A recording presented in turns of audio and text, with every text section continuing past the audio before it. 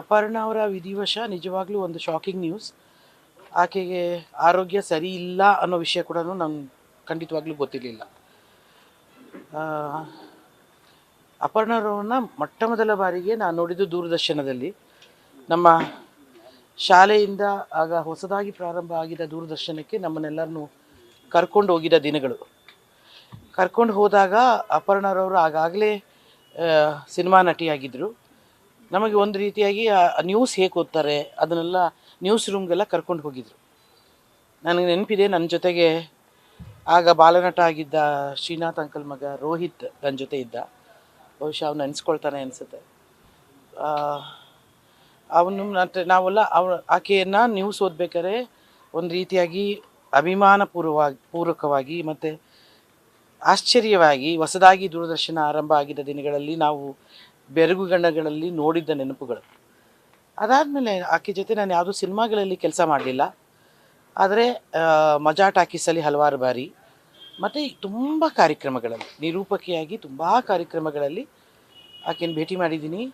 ಮತ್ತು ಆಕೆ ಮಾತನಾಡುವ ಕನ್ನಡ ಸ್ಪಷ್ಟವಾಗಿ ಮಾತನಾಡುವ ಅಂತ ಸುಲಭವಾಗಿ ನಿರರ್ಗಳವಾಗಿ ಒಂಥರ ಯಾವುದೇ ಒಂದು ಭಾಷೆಯಲ್ಲಿ ತೊಡಕುಗಳಿಲ್ಲದೆ ಒಂದು ರೀತಿಯ ಕನ್ನಡ ಅನ್ನೋ ಭಾಷೆಗೆ ಒಂದು ರೀತಿಗೆ ಅನ್ವರ್ಥನಾಮವಾಗಿ ಮಾತನಾಡೋ ರೀತಿ ಮತ್ತು ಎಲ್ಲೇ ಸಿಕ್ಕಿದ್ರೂ ಅಭಿಮಾನಪೂರ್ವಕವಾಗಿ ನಗುವಂಥದ್ದು,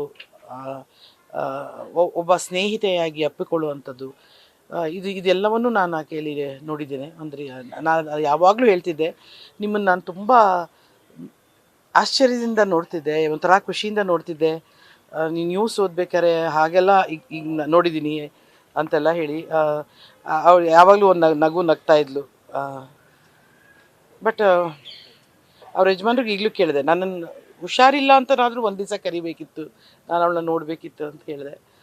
ಬಟ್ ಗೊತ್ತೇ ಇಲ್ಲ ಹುಷಾರಿಲ್ದಿರೋದು. ತುಂಬ ನೋವಿನ ಹಾಗೂ ಬೇಜಾರಿನ ವಿಷಯ. ಆಕೆ ಇಲ್ಲದ ನೋವನ್ನು ಅವ್ರ ಮನೆಯವರಿಗೆ, ಅವರ ತವರು ಮನೆಯವ್ರಿಗಾಗಲಿ ಅವರ ಯಜಮಾನರಿಗಾಗಲಿ, ನಾನು ಮೊಟ್ಟ ಮೊದಲ ಬಾರಿಗೆ ಆಕೆ ಮನೆಯನ್ನು ನೋಡಿದ್ದೀನಿ ಇವತ್ತು. ಎಲ್ಲರಿಗೂ ಮತ್ತು ಅವಳು ಅಭಿಮಾನಿಸುವ ಮನಸ್ಸುಗಳಿಗೆ, ಅವಳನ್ನು ಇಷ್ಟಪಡುವ ಅಭಿಮಾನಿಸುವ ಗೌರವಿಸುವ ಮನಸ್ಸುಗಳಿಗೆ ಎಲ್ರಿಗೂ ಶಾಂತಿ ಸಿಗಲಿ ಅಂತೇಳಿ ಆ ಭಗವಂತನಲ್ಲಿ ಬೇಡ್ಕೊಳ್ತೀನಿ.